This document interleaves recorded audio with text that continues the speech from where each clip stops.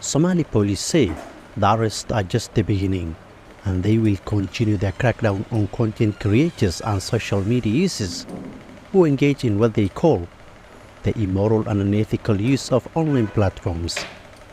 Dozens are already in prison, and some have appeared in court on related charges.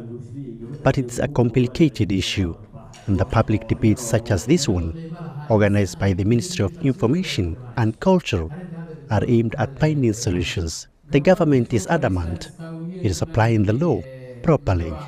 There are about 40 suspects in police custody. They'll be arraigned in court and their fate lies on the law of the land, but we want to stress that as a government we are committed to safeguarding, as per the Constitution, freedom of expression as well as freedom of speech, while supporting avenues to exchange creative and constructive ideas by content creators and social media users.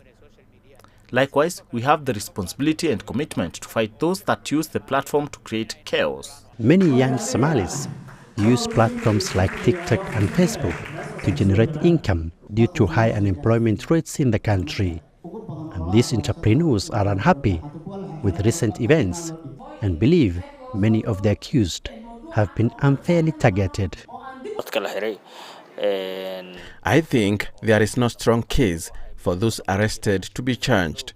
Some might argue about there being some articles in the Constitution that can be applied in this scenario, but if they get a competent legal team, they can get through, because at the end of the day, users have the right to post whatever in their pages.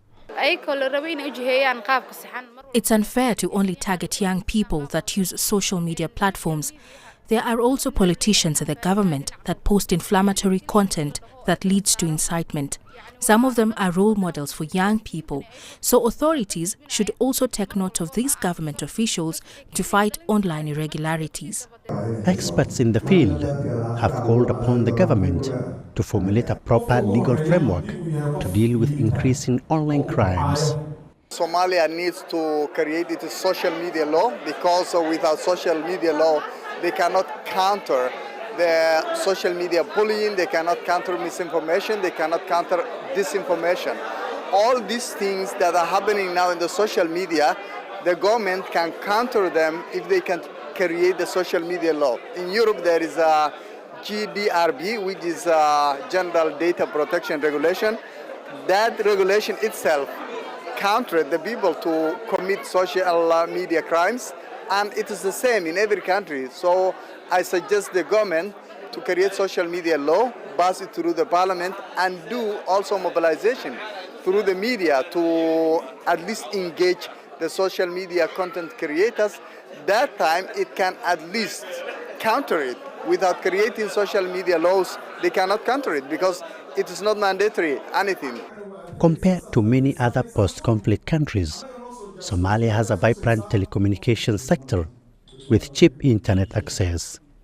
This is creating golden opportunities for young people to use their skills to earn an income when the jobs market is so weak and other avenues are close to them.